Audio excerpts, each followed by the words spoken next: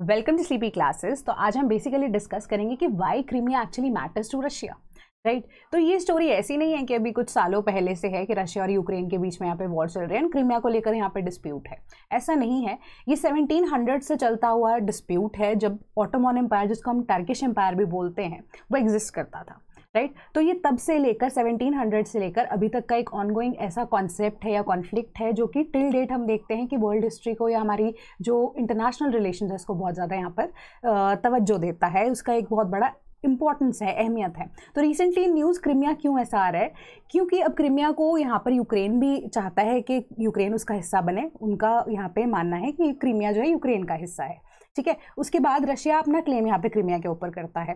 सो उसके भी अपने अपने रीजंस हैं, वो देखेंगे। बट रिसेंटली एक ऐसी statement by the US president Donald Trump, उन्होंने ये चीज़ कही कि क्रीमिया जो है वो रशिया का ही एक पार्ट बनकर रह जाएगा, ठीक है। तो इससे एक क्वेश्चन भी उठ के आता है, तो क्या यूक्रेन जो है वो भी सिचुएशन में क्या करे, यूक्रेन इस चीज़ को मानेगा नहीं मानेगा, कैसे ये ऑनगोइंग स्टोरी रहेगी। तो एक तरह से यूएसए ने ये बोला कि सीज फायर यहाँ पे आप आपस में जो है वो घोषित करें, ये वॉर को ख़त्म कीजिए, बट जो क्रीमिया वाला एरिया है, जो क्रीमिया है ओवरऑल, अब वो किसका है, वो रशिया का ही होगा, राइट। तो क्रीमिया एक्चुअली में रशिया को मैटर क्यों करता है, आपको बेसिक से स्टोरी तो सबको पता होती है, बट हम पहले से शुरुआत करेंगे, 1700 से यहाँ पे शुरुआत करेंगे। तो सबसे पहले आप ये मैप की तरफ देखिए, तो ब्लैक सी है, ठीक है। यहाँ पे हमारे पास क्रीमियन खनाते या क्रीमियन जो छोटी मोटी किंगडम थी वो एग्जिस्ट करती थी। ऑटोमन स्टेट देखिए, जिसको हम टर्किश एम्पायर भी बोलते हैं, वो एग्जिस्ट करता था। एंड रशिया यहाँ पे आपको ऊपर नजर आ रहा है, रशियन किंगडम जो है वो ऊपर नजर में आ रही है, या रशियन एम्पायर जिसको हम बोलते हैं वो नजर आ रहा है। बट यहाँ पे आप एक चीज़ और नोटिस कर रहे होंगे कि डायरेक्ट ऐसा कोई एक्सेस आपको नजर में नहीं आता, क्योंकि ये देखिए ऑटोमन एम्पायर के थ्रू यहाँ पे रशिया जो है अगेन कवर हो रहा है। ब्लैक सी का एक्सेस रशिया के पास यहाँ पे एग्जिस्ट नहीं करता था, and only way through was कि हम किसी भी तरीके या रशियन जो है या रशियन एम्पायर जो है वो क्रिमियन खनाते, यानी कि क्रिमियन जो क्रिमियन टेरिटरी है उसको यहाँ पर अपनी तरफ कैप्चर कर ले, ठीक है। अब इसके दो फोल्ड पर्पस हो सकते थे, उसको भी हम देखते हैं, डिस्कस करेंगे। पहला फोल्ड पर्पस तो है यही था कि ऑटोमन एम्पायर जो है उसका थोड़ा सा वीकेंड पॉइंट यहाँ पे नजर आए कि ऑटोमन एम्पायर की जो डोमिनेंस है ब्लैक सी के अंदर वो थोड़ी बहुत कम की जा सके, एंड रशियन एम्पायर जो है वो अब बेसिकली अब बढ़ जाए, है ना। कोई भी ऐसी स्टेट होती है या एम्पायर होता है, दे वांट कि हमारी जो टेरिटरी है वो बढ़ती ही जाए, राइट। सो एक ये भी चीज़ थी। दूसरी चीज़ ये थी कि अब जो रशिया है उसकी प्रेजेंस की वजह से जो रशियन किंगडम उस टाइम पे एग्जिस्ट करती थी, उनके पास या टिल डेट भी अगर हम बात करें, रशिया के पास कोई ऐसा पोर्ट नहीं है जो विंटर्स के टाइम पे उनको इंपोर्ट एक्सपोर्ट के लिए डायरेक्टली एक्सेस है, राइट। तो फ्रोजन पोर्ट्स रहते हैं, कई पोर्ट्स ऐसे हैं जो शैलो हैं,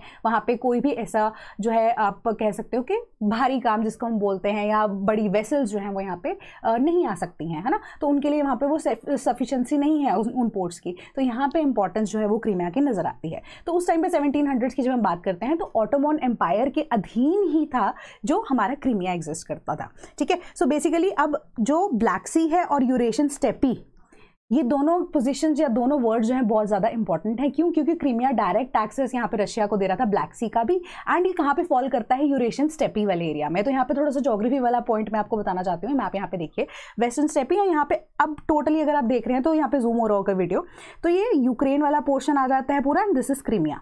तो ये एक तरह से बॉर्डर लाइन की तरह एक्ट कर रहा है, किसके लिए, स्टेपीज के लिए। अब स्टेपीज का हम ज्योग्राफी में पढ़ते हैं कि बेसिकली ग्रासलैंड एरियाज हैं, वहाँ पे ग्रासेस एग्जिस्ट करते हैं, ट्रीज ज़्यादा एग्जिस्ट नहीं करते हैं। तो नोमैडिक कल्चर वहाँ बहुत ज़्यादा फेमस है, इंपॉर्टेंट है, एंड ट्रेड रूट्स जो है बेसिकली वहाँ से निकलते हैं ऑन फुट, राइट। तो ये बहुत ज़्यादा इंपॉर्टेंस जो है यहाँ पे नज़र में आती है। एंड सबसे बड़ा पॉइंट कि रेनफॉल जो है वो लिमिटेड ही रहती है। तो इन पॉइंटर्स को यहाँ पे ध्यान में रखना है, क्योंकि रेनफॉल वाला पॉइंट जो है लेटर ऑन भी हमें हेल्प करने वाला है, राइट। तो ये चीज़ एग्जिस्ट करती थी, अभी स्टेपीज वाले एरिया में एग्जिस्ट करता है, एक तरह से बॉर्डर लाइन पे एग्जिस्ट करता है। वेराज अगर हम रशिया की ओवरऑल बात करें तो वो पोलर रीजन्स की तरफ ज़्यादा यहाँ पे देखने को मिलता है। मोस्टली फ्रोजन यहाँ पे हमारे पास पोर्ट्स हैं, जो सीज है वो आसपास अगर हम ईस्टर्न साइड पे देखें या पोर्ट्स की तरफ देखते हैं, वो वेस्टर्न एरिया जो है ऑलमोस्ट यहाँ पे फ्रोजन रहता है, ठीक है। सो इसी वजह से एक्सेस रशिया को कहाँ से मिल सकता था, that is through Black Sea only, है ना। एंड ब्लैक सी के लिए क्रीमिया बहुत ज़्यादा इंपॉर्टेंट हो जाता है। बट जब हम 1700s की बात करते हैं, उस टाइम पे जब क्रीमिया था वो अब टर्किश एम्पायर के अधीन था, एक तरह से वसाल स्टेट थी।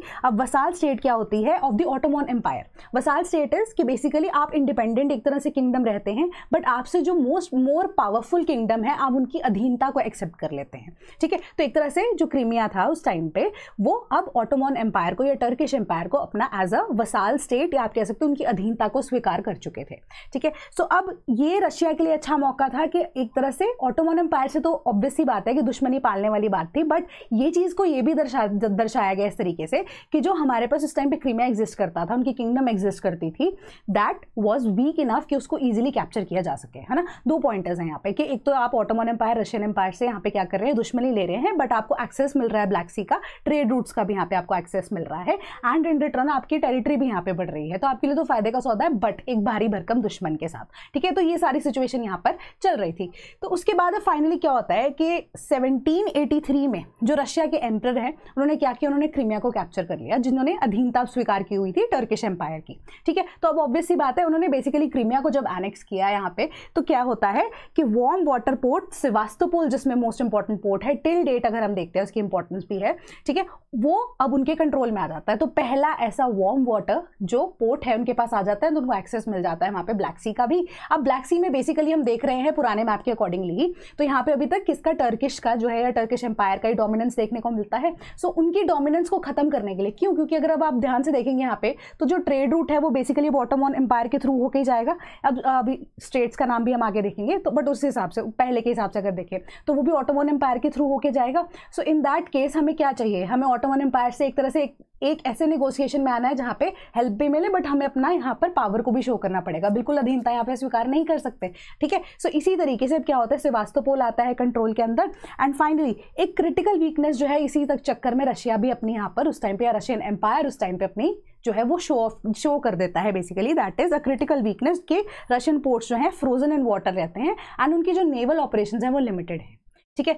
बट इसी की वजह से अब रशिया क्या उस चीज़ को इतना ज़्यादा एक्सपोज करेगा, नहीं करता ना ऐसा। तो इसी चक्कर में अब सेवास्तोपोल में उन्होंने क्या किया, ब्लैक सी फ्लीट जो है उसको यहाँ पर गठित किया, उसको यहाँ पर क्या कहा कि सेवास्तोपोल में आप अपना एक नेवल बेस बनाइए, ठीक है। तो ब्लैक सी फ्लीट, जिनको नहीं पता कि क्या है, Black Sea fleet is basically एक ऐसा naval group of Russian navy जो कि बेसिकली ब्लैक सी एरिया में क्या करता है, ध्यान रखता है ओवरऑल यहाँ पे अपना मिलिट्री कंट्रोल, या आप कह सकते हो नेवल कंट्रोल दिखाता है कि ब्लैक सी के अंदर डोमिनेंस एक्चुअली में है किसकी, है ना। तो थोड़ा सा आप कह सकते हो कि नेवल बेस की तरह सेवास्तोपोल एक्ट करता है, जो कि एक्चुअली में क्रीमिया के अंदर रहता है, यहाँ पे क्रीमिया के अंदर बेसिकली सिचुएटेड है, नॉट रहता है, एग्जिस्टेड ये वहाँ पे है, सिचुएटेड वहीं से है। तो 1783 में फाइनली वी सी कि ब्लैक सी फ्लीट जो है उसको क्रिएट कर दिया जाता है, सेवास्तोपोल का जो पोर्ट है वो ओपन हो जाता है रशिया के लिए, एंड फाइनली एक डीप वाटर हार्बर है वो सेवास्तोपोल, जिसकी वजह से पूरे साल की उनको यहाँ पर मैरीटाइम एक्सेस है। रशिया जो है मेडिटेरेनियन एंड उसके बियॉन्ड वर्ल्ड वाइड जो है अपना ट्रेड वहां से कैरी आउट कर सकता है, बट शर्त यही है कि जो स्टेट्स हैं वो अब किसके, ऑटोमन एम्पायर या अभी भी टर्किश जो एम्पायर है उसके अंडर एग्जिस्ट करती है, ठीक है। तो अभी रशिया का अगर आप मैप देख रहे हैं तो मेजरली अगर हम देख रहे हैं तो आर्कटिक ओशन वाला एरिया आ जाता है, एंड ये फाइनली हम देखते हैं कि पोलर रीजन्स के आसपास ये majorly most of the area जो है वो फ्रोजन ही रहता है। तो अब सर्दियों के टाइम पे फ्रोजन रहता है, गर्मियों के टाइम पे भी इसी के एक्सेस रहता है, बट सर्दियों के टाइम पे भी तो हम ट्रेड बंद नहीं ना कर सकते। सो यही सिचुएशन यहाँ पे एग्जिस्ट करती हैं। तो करते करते चलो टाइम आ जाता है 1853 का। 1853 से 1856 है, वही बात है कि मैंने कहा था ना कि टर्किश के साथ आप यहाँ पे जो है दुश्मनी पाल रहे हैं, तो आपकी लड़ाई होना तो ऑब्वियस सी बात है वो रहेगी ही। तो अब अगर आप देख रहे हैं कि रशिया यूरोप में भी फॉल करता है, तो उस टाइम पे यूरोप में भी जो है अब यही होड़ लगी हुई थी कि सब चाहते थे कि अपने आप को एक्सटेंड करें, अपने एम्पायर्स को जो है वो एक्सटेंड करें। तो 1853 में फाइनली वी सी कि क्रिमियन वॉर होती है, ठीक है। क्रिमियन वॉर इसको क्यों बोला जाता है, क्योंकि जो क्रिमिया वाला एरिया है ये वॉर एक्चुअली में उसी जगह पे लड़ी जाती है, ठीक है। मैं आपको एरियाज बताऊंगी कौन से हैं, बट एक्चुअली में क्या होता है कि ये एक तरह से कोलैबोरेशन होती है किसकी, एंग्लो फ्रेंच ऑटोमन यानी कि टर्किश, फ्रेंच एंड ब्रिटिशर्स आपस में मिलकर यहाँ पे जो है रशिया के अगेंस्ट लड़ते हैं, एंड रशिया अल्टीमेटली हार जाता है, ठीक है। ब्लैक सी के ऊपर एक तरह से इन्फ्लुएंस जो है उसको दिखाने के लिए कि हम ज्यादा पावरफुल हैं एज कंपेयर टू रशिया, ठीक है। एंड रशिया ऑब्वियसली हार जाता है, बट एक उन्होंने गलती यहाँ पर नहीं की, एंड स्टिल उन्होंने क्रीमिया को रिटेन करने के लिए यहाँ पे मैनेज कर लिया, ठीक है। तो यहाँ पे हेल्प किसकी लगी, ब्लैक सी फ्लीट की, ठीक है। तो उनका इंपॉर्टेंस ब्लैक सी फ्लीट का शुरू से ही बनता आया, अभी के लिए चाहे वो वॉर हार गए बट क्रीमिया का कंट्रोल उन्हीं के ऊपर ही रहा, ठीक है। तो अभी तक रशिया के कंट्रोल में ही ये क्रीमिया है, ठीक है। तो अभी फॉरेन सेक्रेटरी जो है उन्होंने ये एक्चुअली मैं अभी के एनालिसिस के हिसाब से ये चीज़ बोली थी कि जो टर्किश स्टेट्स हैं जिनके थ्रू मैंने आपको कहा कि बेसिकली यहाँ पे होना था ट्रेड, उनके ऊपर भी यहाँ पे कंट्रोल रखना, चेक रखना जरूरी है, उनके साथ भी आप कुछ ना कुछ यहाँ पर आपस में आप कह सकते हो नेगोशिएशन जरूरी है। तो वो कौन सी स्टेट है? Bosporus and Dardanelles. ये डिटर्मिन करेंगे एक्चुअली में कि रशिया का इकोनॉमिक स्टेटस या साउथ रशिया की जो डेवलपमेंट है वो कैसे होगी, राइट। तो यहाँ पे अगर आप देख रहे हैं कि लड़ाई जो है हमारे पास वो क्रिमियन वॉर जो है वो कौन से एरिया में हुई। सो सेवास्तोपोल जो कि एक नेवल बेस है, अगेन बहुत ज़्यादा इंपॉर्टेंट है। देन इंकमेन में होती है लड़ाई, बालक्लावा में होती है लड़ाई, ठीक है। एंड फाइनली वी सी कि एक तरह से रशिया हार जाता है बट क्रीमिया को रिटेन यहाँ पर करता है। एंड अगर हम स्टेट्स की बात करें तो एक्चुअली में वो ट्रेड रूट कौन सा है? ब्लैक सी से होते हुए बॉस्पोरस स्टेट है। बॉस्पोरस स्टेट जो कि अभी भी टिल डेट टर्की के कंट्रोल में है। उसके बाद सी ऑफ मार्मरा जो कि रिलेटिवली एक शॉर्टर आप कह सकते हो या नैरो स्ट्रेच ऑफ वाटर है या नैरो स्ट्रेच ऑफ सी है, ठीक है। वहां से पास होते हुए आपकी शिपमेंट्स जो हैं वो स्टेट ऑफ डार्डेनलीज से होते हुए एगन सी से मेडिटेरेनियन से आगे पूरे वर्ल्ड तक यहाँ पे सप्लाई जाती है। तो यही एक प्रोसेस है। तो इसी तरीके से ये दो पॉइंट्स जो है इनके ऊपर चेक रखना यहाँ पे रशिया के लिए जरूरी है, इकोनॉमिक डेवलपमेंट के लिए जरूरी है, इंपोर्ट एक्सपोर्ट के लिए जरूरी है। सो नेवल बेस जो है मेंटेन करना सेवास्तोपोल में और ज्यादा इंपॉर्टेंट हो जाता है, अगेन जो क्रीमिया के अंदर फॉल करता है।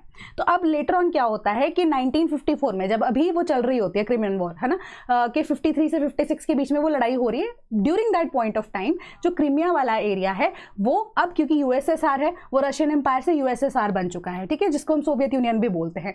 यूएसएसआर क्या करता है कि यूक्रेन जो कि अर्लियर यूएसएसआर का पार्ट था, उन्होंने क्या किया कि जो 1954 के अंदर जो क्रीमिया वाला एरिया है वो सारा का सारा यूक्रेन को गिफ्ट दे दिया, ठीक है। एक तरह से गिफ्ट भी क्या कह सकते हो कि यूक्रेन को दे दिया, बट ओवरऑल अगर हम देखें तो वो था तो यूएसएसआर का ही पार्ट, है ना। Since it was a collaboration of different countries, not own countries, different regions जो कि अब रशिया के कंट्रोल के अंदर आती थी, राइट। सो यूएसएसआर की हम वही बात करें, उन्होंने वो यूक्रेन को एज अ जेस्चर दे दिया क्योंकि वो विद इन द यूएसएसआर ही यहाँ पे फॉल करता था 1954 के अंदर। तो इस तरीके से आप बेसिकली कह सकते हो जो रशिया के अंदर 1954 से पहले क्रीमिया एग्जिस्ट करता था वो यूक्रेन के पास चला जाता है एज अ गिफ्ट, ठीक है। अब फ्यूचर तो किसी ने नहीं देखा, तो फाइनली 1991 में अब क्या होता है, यूएसएसआर जो है वो टूट जाता है, कोल्ड वॉर एरा हमारी चलती है, डिसॉल्व हो जाता है। एंड फाइनली रशिया और यूक्रेन दो अलग अलग कंट्रीज हैं। तो independent Ukraine as a country, अब वो दिक्कत तो यहाँ पे रखेगा ना किसी के लिए, रशिया के लिए, ठीक है। तो इसी तरीके से रशिया का जो डायरेक्ट कंट्रोल वाया यूएसएसआर जो अब क्रीमिया के ऊपर था वो हट जाता है, ठीक है। सो अब रशियन कंट्रोल जो है यहाँ पे फ्यूचर प्रॉब्लम्स यहाँ पे दिखाती है। Independent Ukraine and independent Russia आपस में यहाँ पे कॉन्फ्लिक्ट होना बहुत जरूरी है। क्यों? क्योंकि क्रीमिया का यहाँ पे इंपॉर्टेंस देखने को मिलता है। तो 1954 में जो क्रीमिया वाला रीजन है वो यूक्रेन को यहाँ पर दे दिया गया। अब पोस्ट जो हमारा सोवियत टेंशन है, अब फाइनली में यहाँ पे होता क्या, 1991 में यूएसएसआर टूटता है। तो फाइनली 1997 में अब कुछ तो झुकना ही पड़ेगा ना रशिया को यूक्रेन के आगे, अगर वो सेवास्तोपोल वाला रीजन चाहते हैं, क्रीमिया वाला रीजन चाहते हैं। तो वो क्या करते हैं, वो एक पैक्ट कर लेते हैं जिसको खार्किव पैक्ट बोलते हैं, ठीक है। खार्किव पैक्ट होता है 1997 के अंदर, जिसके अंदर वो मानते हैं, रशियंस ये मानते हैं कि ठीक है क्रीमिया वाला रीजन यूक्रेन आप रख लीजिए, बट हमें एक नेवल बेस चाहिए, हमें पोर्ट का एक्सेस चाहिए। कौन सा पोर्ट? सेवास्तोपोल का, ठीक। क्यों? हमारी जो ब्लैक सी फ्लीट है वो वहाँ पे एग्जिस्ट करती है। तो उस टाइम पे एक ही चीज़ ये भी हुई कि जो ब्लैक सी फ्लीट है जो कि अर्लियर यूएसएसआर या रशियन एम्पायर के लिए यहाँ पे काम किया करती थी, उसका भी यहाँ पे विभाजन, यानी कि उसके भी दो पार्ट हो जाते हैं, एक यूक्रेन की तरफ चला जाता है, एक रशिया की तरफ चला जाता है, ठीक है। सो इसी तरीके से इसका विभाजन भी होता है। बट खार्किव पैक्ट इंपॉर्टेंट क्यों है? क्योंकि रशिया के पास क्रीमिया ना होते हुए भी सेवास्तोपोल जो पोर्ट है उसका एक्सेस यहाँ पर रह रहा है, ठीक है। तो 1997 के पैक्ट के अकॉर्डिंगली लीज पे दे दिया गया सेवास्तोपोल जो पोर्ट है वो रशिया को, ठीक है। एंड ये 2017 तक का था, ठीक है। तो 2017 से पहले ही 2010 में इसे एक्सटेंड कर दिया गया अप टू 2042। क्यों? क्योंकि यूक्रेन में जो प्रेसिडेंट बैठे थे उस टाइम पे, दैट इज विक्टर यानुकोविच, ठीक है। I don't pronounce Russian names well, ठीक है। तो वो जो प्रेसिडेंट थे उस टाइम पे यूक्रेन के, वो प्रो रशिया थे। इस वजह से जो अब लीज का टाइम पीरियड है जो कि 2017 में खत्म होना था, उसे 2010 में ही रिन्यू कर दिया गया अप टू 2042, ठीक है। बट ऐसा हुआ क्या कि एक्चुअली में 2014 में जो रशिया है उसने फाइनली विड्रॉ कर लिया इस पैक्ट से, इस लीज वाले प्रोजेक्ट से, लीज वाले कॉन्ट्रैक्ट से उनको विड्रॉ करना पड़ा। उसके भी रीजंस थे, वो मैं आपको बताती हूँ। अब बाय द वे 1997 के बाद जो 2010 का टाइम था जिस टाइम पे रिन्यू हुआ, ठीक है, जो कि 2017 में एक्चुअली में कॉन्ट्रैक्ट खत्म होने वाला था, उसके बीच में ही 2004 में जो बल्गेरिया एंड रोमेनिया है उन्होंने ज्वाइन कर लिया नेटो। तो यहाँ पे अब आपको मैप देखना बहुत ज़्यादा ज़रूरी हो जाता है, ठीक है, कि मैं आपको मैप यहाँ पे दिखाती हूँ कि यहाँ वाले रीजन से आप देखिए, ठीक है। अर्लियर हम देखते हैं कि ये सारा का सारा जो एरिया था वो ऑटोमन एम्पायर के अंडर यहाँ पे फॉल कर रहा था, ठीक है। बाय द टाइम अब क्या होता है कि हमारे पास जो इतना एरिया है ऑलमोस्ट वो टर्किश एम्पायर के पास या टर्की के पास रह जाता है। एंड फर्दर जो है अब हमारे मैप्स के अंदर जो करेक्शंस होती हैं विद द टाइम, तो धीरे धीरे यहाँ पर हमारे पास बल्गेरिया और रोमेनिया आ जाते हैं। ठीक है, तो बल्गेरिया और रोमेनिया की वजह से अब 2004 में क्या होता है कि उन्होंने नेटो को ज्वाइन कर लिया। नेटो वो संस्था है, वो ऑर्गेनाइजेशन है जिसे अब कोल्ड वॉर के टाइम पे रशिया को टैकल करने के लिए बनाया गया था। ठीक है, सो नेटो का पार्ट बीइंग के अब रशिया को टैकल करते 2004 में अगर बल्गेरिया और रोमेनिया जो कि ब्लैक सी का ही एक हिस्सा है, ब्लैक सी को टच करने वाली ऐसी कंट्रीज हैं जो बॉर्डर कर रही हैं ब्लैक सी को, अब वहाँ पे नेटो जो है वहाँ पे अपने प्रेजेंस दिखाना शुरू करेगा तो रशिया के लिए अगेन एक थ्रेट है। टर्किश ऑलरेडी थ्रेट थे ही थे, बट सिंस अभी इतना पावर में नहीं है, बाकी सब कुछ यहाँ पे चल रहा है आपस में, इकोनॉमिक जो पैक्ट्स आपके चल रहे हैं वो तो ऑनगोइंग है ही हैं, वहां पे स्थिति अगर ठीक होती है तो धीरे धीरे हम क्या देख रहे हैं कि नेटो को प्रेजेंस यहाँ पे ब्लैक सी वाले एरिया में, जहां पे रशिया अपनी डोमिनेंस दिखाना चाहता था, वहां पे धीरे धीरे रशिया को नजर आ रहा है कि जियो पॉलिटिक्स जो है वो कैसे चेंज हो रही है। सो एज अ रिजल्ट जो क्रीमिया की इररिप्लेसिबिलिटी है, आप कह सकते हो कि जो चीज हमारे पास है जहां पे अब हमारा दुश्मन वहां पे नजर डालने की कोशिश करेगा, ये चीज हमारे दिमाग में ऑटोमेटिकली आ जाती है। ठीक है, क्योंकि नेटो अगेन यूएसएसआर के अगेंस्ट या बेसिकली रशिया के अगेंस्ट यहाँ पे बनाया गया है, टिल डेट वी सी के टोटली यहाँ पर ये चीज एग्जिस्ट करती है एंड नेटो का दबाव बेसिकली रशिया के ऊपर भी रहता है एट टाइम्स। ठीक है, या वाइस वर्सा। तो अब इसी वजह से आपके दिमाग में ये भी चीज आई होगी कि ऐसा क्यों नहीं है कि रशिया के पास ब्लैक सी का एक्सेस नहीं है। ब्लैक सी का एक्सेस रशिया के पास है, बिल्कुल है, अभी भी है। अगर हम देखें तो टर्की तो बहुत छोटा सा एरिया रह गया। ठीक है, काफी एरिया जो है वो अभी रशिया के पास है। तो वो उनमें से बेसिकली दो इंपॉर्टेंट ऐसे पोर्ट्स है जो नजर में आते हैं। एक तो हमारे पास नोवरोसिस्क का पोर्ट आता है, वन इज सोची। ठीक है, तो ये दोनों पोर्ट्स जो है रशिया वो क्यों नहीं यूज कर लेता, सेवास्तोपोल के पीछे क्यों पड़ा हुआ है। ठीक है, जो कि क्रीमिया के अंडर है, डिस्प्यूटेड प्रॉपर्टी है, तो क्या प्रॉब्लम क्या है। ठीक है, तो इसी चक्कर में अब यही माना गया कि जो पोर्ट्स हैं ये शैलो पोर्ट्स हैं। यहाँ पे कोई जो वेसल्स हैं वो अब हैवी वेसल्स हैं, या अगर आपको नेवल बेस बनाना है, इंपोर्ट एक्सपोर्ट का काम करना है, ठीक है, या आप कह सकते हो कि आपको यहाँ पे ऐसे इकोनॉमिक सिचुएशंस कंडक्ट करानी है जहाँ पे आपको वॉरफेयर के केसेस में या नेवल बेसिस के केसेस में ओवरऑल अगर हम देखते हैं तो ये सिचुएशन अगर आ जाती है तो उस टाइम पे ये शैलो वाटर्स या शैलो पोर्ट्स आपकी हेल्प नहीं करने वाले हैं, है ना। सो ये नीड अ प्लेस जहाँ पे आप अपना बेस बना सकें, जहाँ पे पानी जो है वो उसका वाटर लेवल इतना डीप है कि बड़े वेसल्स जो है वो आकर B it for economic reasons, B it for any naval base, वो इंपॉर्टेंट रहे। तो वो यहाँ पे ऑफर कौन कर रहा है, सेवास्तोपोल ही कर रहा है। ठीक है, तो इसीलिए सेवास्तोपोल की इंपॉर्टेंस और ज़्यादा बढ़ जाती है। क्रीमिया की ओवरऑल इंपॉर्टेंस अगर हम देखें वो बहुत ज़्यादा बढ़ जाती है फॉर रशिया। ठीक है, तो ये सारे जो पोर्ट्स हैं ये छोटे मोटे कामों के लिए यहाँ पे इंपॉर्टेंट हैं, वो यूज़ किए जा सकते हैं, बट वेरएज़ सेवास्तोपोल जब कब पिक्चर के अंदर आता है वो बहुत ज़्यादा इंपॉर्टेंट है। तो अब सोवियत टेंशंस के बाद जो है बेसिकली क्या होता है कि बल्गेरिया और रोमेनिया ने तो यहाँ पे 2004 में ज्वाइन कर ही लिया नेटो को। उसके बाद क्या आता है, रशिया जो है वो यूक्रेन की 2014 की वाली सिचुएशन है। अभी हम 1997 में खार्किव पैक्ट पढ़ते हैं, उसके बाद 2004 में हम देखते हैं नेटो की प्रेजेंस आ जाती है ब्लैक सी के अंदर। अब 2010 में बेसिकली हम देखते हैं कि जो वो पैक्ट है या जो लीज पे लिया गया सेवास्तोपोल पोर्ट है उसकी एक्सटेंशन हो जाती है टिल 2047। अब 2010 के बाद बेसिकली क्या होता है, 2014 के अंदर ना यूक्रेन के अंदर ऐसे वेस्ट को लेकर, ठीक है, यानी कि वेस्टर्न कंट्रीज को लेकर, पहले तो जो प्रेसिडेंट थे वो प्रो रशिया थे, अब वो अगेंस्ट रशिया प्रेसिडेंट वहां पे जाते हैं। क्यों? क्योंकि एक मुहिम जो है वो यूक्रेन के अंदर चली है कि अब हम नहीं चाहते हैं कि हमारा जो देश है वो प्रो रशिया रहे। ठीक है, यूक्रेन के अंदर ये होड़ चलती है एंड लोग जो है प्रोटेस्ट करते हैं। तो जब भी पहला ऐसा प्रोटेस्ट होता है उस टाइम पे 2014 में जब प्रेसिडेंट जो है उनको ओवरथ्रो कर दिया जाता है एंड फाइनली वो फ्ली कर जाते हैं यूक्रेन से, तो उस टाइम पे ही रशिया को ये चीज़ का अंदाजा हो जाता है कि अब हमारी यहाँ पर थोड़ी सी तो जो पॉलिटिकल टेंशन होनी बनती हैं और बनेंगी भी। क्यों? क्योंकि वो वेस्टर्न कंट्रीज को, यूएसए, यूके या नेटो कंट्रीज को बेसिकली यहाँ पर क्या कर रहे हैं, उनके फेवर में है ना। तो यूक्रेन अब नेटो की तरफ फेवर जो है वो ज़्यादा कर रहा है। ठीक है, तो यूक्रेन के लिए अब यहाँ पर या कंट्रोल जो है क्रीमिया का वो यूक्रेन के ऊपर ही है करंटली एंड लीज के ऊपर वो लिया हुआ है। दो वो 2047 तक रिन्यू हो गया, बट अब Russia was under the influence also, या उनको ये भी चीज़ लग रही होगी कि अब जब नई गवर्नमेंट आएगी क्या पता वो इस लीज को भी हटा दे, है ना। तो उस टाइम पे हम क्या करेंगे, तो उन्होंने प्रोएक्टिवनेस को यहाँ पे दिखाते हुए 2014 के अंदर क्या किया, फटाफट से जो अब मेंबरशिप को ध्यान में रखते हुए क्रीमिया के अंदर जो टर्बुलेंस है वो ना हो या आगे जाके प्रॉब्लम ना हो, उन्होंने क्या किया, एक रेफरेंडम जो है क्रीमिया की जनता से यहाँ पे साइन करा लिया। ठीक है, अब रेफरेंडम वाली टर्म जनरली हम कश्मीर के केस में भी पढ़ते हैं, है ना, कि जब कश्मीर को ये मौका दिया गया था तो अब कहाँ पे आप जाना चाहते हैं, पाकिस्तान के साथ या इंडिया के साथ। ठीक है, तो वो रेफरेंडम वाली सिचुएशन वहाँ पे भी हमें देखने को मिलती है। तो ऐसा ही कुछ रेफरेंडम जो है वो क्रीमिया के लोगों के लिए भी यहाँ पे सामने रखा गया। तो अब क्रीमिया जो है फाइनली 2014 में वो अब इस तरीके से लीगल तरीके से आप कह सकते हो रशिया का वो पार्ट बन जाता है।